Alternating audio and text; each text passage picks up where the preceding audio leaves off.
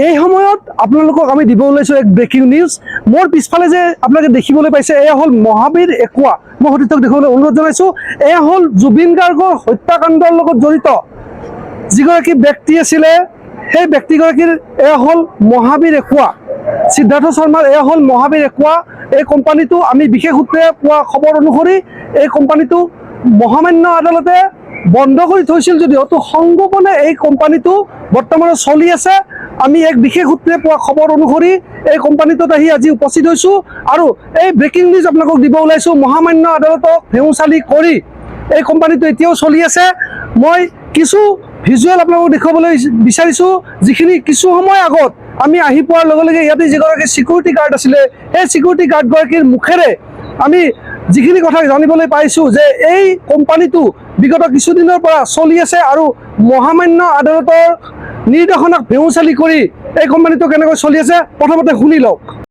ইয়াতেতো মহামান্য আদালতেতো মহাবীৰ একুৱা বন্ধ কৰিবলৈ নিৰ্দেশনা জাৰি কৰিছিলে। এতিয়া মইতো এইবিলাক একো ক'ব নোৱাৰিম। এতিয়া মই মোৰ ডিউটি মই কেতিয়া চলে? দিনে নিশাই চলে? হা? ৰাতিও চলে ইয়াতে কাম কাজ? সেইবিলাক মই ক'ব নোৱাৰিম। ৰাতিও চলিছে? সেইবিলাক মই ক'ব নোৱাৰিম। আজি চলি আছে? আজি চলি আছে। তুমি কেতিয়াৰ পৰা কাম কৰি আছা ইয়াতে? মোৰ আজি 10 দিনমান হ'ল। কেতিয়া চলিয়ে আছে ইয়াতে কাম? কি নাম তোমাৰ? অংকুৰ কলিতা। এইটো মালিক কোনটো? মালিক কোন? নামটো কি কোম্পানীটো? মই আজি 10 দিন হ'ল, মই ভালদৰে নাজানো। নামটো কি? হা? নামটো কি কোম্পানীটো? মহাবীৰ একো আপোনালোকক কৈয়ে আছে। কি কৰে এইটো? কি কৰা হয় ইয়াত? ইয়াতে সেই পানীৰ কোম্পানী। তুমিতো অসমীয়া ল'ৰা, তুমি জুবিন গাৰ্গক চিনি পোৱা নিশ্চয়? পাওঁ। চিনি পোৱা? জুবিন গাৰ্গৰ হত্যাৰ গোচৰত যিগৰাকী সিদ্ধাৰ্থ শৰ্মা কাৰাবন্দী হৈ আছে, সেই সিদ্ধাৰ্থ শৰ্মাৰে এইটো পানী কোম্পানী, তুমি জানানে? সেইবিলাক মই গম নাপাওঁ। এইটো গম নোপোৱা? আদালতে এইটো বন্ধ কৰি থৈছিলে, চিল কৰি থৈছিলে, গম পোৱা নে? গম নাপাওঁ এইবিলাক। মানে চলি আছে? হা? চলি আছে এতিয়া? চলি আছে। দিনে ৰাতিয়ে চলি আছে? ৰাতি নচলে, দিনত সদায় চলে। আৰু চাপ্লাই দিয়ে বোলে ৰাতি?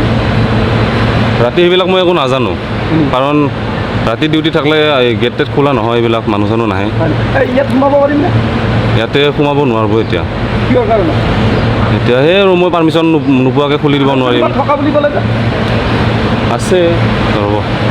এয়া আপোনালোকে শুনিলে, ইয়াৰ ছিকিউৰিটি গৰাকীৰ মুখেৰে আপোনালোকে শুনিলে। ইতিমধ্যে আমি আপোনালোকক জনাব বিচাৰিছোঁ যে এই কোম্পানীটোৰ লগত দুগৰাকী ব্যক্তি জড়িত, এগৰাকী চেতন ধীৰাচৰীয়া আৰু আনগৰাকী হ'ল সিদ্ধাৰ্থ শৰ্মা। যিগৰাকী সিদ্ধাৰ্থ শৰ্মা বৰ্তমানো তেওঁ কাৰাগাৰত বন্দী হৈ আছে আৰু অতি সংগোপনে এই ইণ্ডাষ্ট্ৰিটো চলি আছে।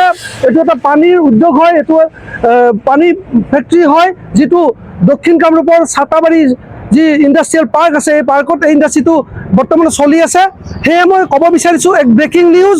ইতিমধ্যে যি আমাৰ মহামান্য আদালতৰ তেওঁলোকে বিদ্যাংগুষ্ঠ প্ৰদৰ্শন কৰি এই কোম্পানীটো চলাই ৰাখিছে। এয়া হ'ল মহাবীৰ একুৱা, যিটো আমাৰ হিয়াৰ আমঠু জুবিন গাৰ্গৰ মৃত্যুৰ লগত জড়িত হৈ পৰিছিল। এই ইণ্ডাষ্ট্ৰিটোৰ নাম, যিটো ইণ্ডাষ্ট্ৰিটোৰ অবৈধভাৱে ধন ইয়াতে বিনিয়োগ কৰিছিল এইগৰাকী সিদ্ধাৰ্থ শৰ্মা। যিগৰাকী সিদ্ধাৰ্থ শৰ্মাই অতি পৰিকল্পিতভাৱে জুবিন গাৰ্গৰ হত্যাকাণ্ডৰ লগত জড়িত হৈ পৰা বুলি ইতিমধ্যে চৰ্চাত আছে, ইতিমধ্যে বিচাৰাধীন হৈ আছে।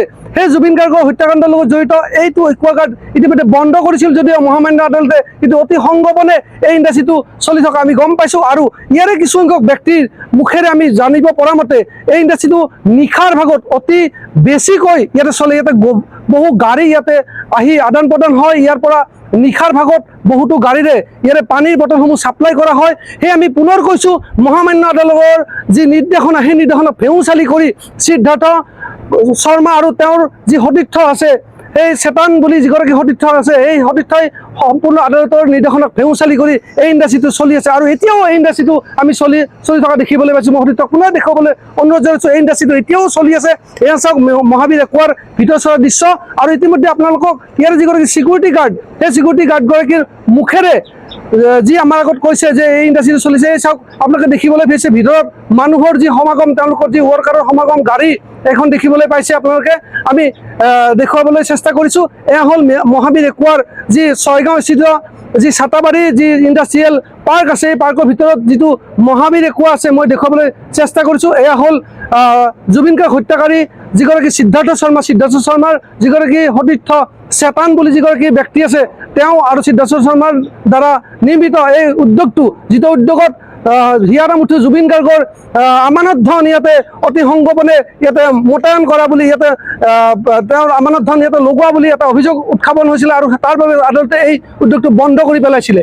এতিয়া আমি এই প্ৰতিবেদনৰ পিছত আমি মহামান্য আদালতৰ লগতে অসম চৰকাৰক আমি দৃষ্টিগোচৰ কৰিব বিচাৰিছোঁ যে ইয়াৰে যিখিনি বিষয়ববীয়া বৰ্তমান বাহিৰত আছে তেওঁলোকক অতি সোনকালে তদন্তৰ আওতাত আনিব লাগে আৰু মহামান্য আদালতৰ যি নিৰ্দেশনাক ভেঙুচালি কৰি তেওঁলোকে অতি সংগোপনে এই ইণ্ডাষ্ট্ৰী চলাই আছে তেওঁলোকৰ ওপৰত বিহিত ব্যৱস্থা ল'ব লাগে। আৰু এইখিনি কৈয়ে মেলনি মাগিছোঁ। ধন্যবাদ।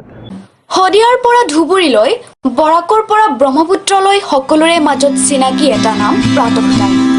থলুৱা ভাষা, কৃষ্টি আৰু সত্য বাতৰিৰ আধাৰত প্ৰতিষ্ঠিত খবৰ প্ৰাতঃ টাইমৰ প্ৰতিটো বা বাতৰি পুংখানুপুংখভাৱে চাবলৈ Facebook, YouTube, website, Twitter, Instagram আৰু ব্লগাৰ পেজত লাইক আৰু ফ'ল' কৰক।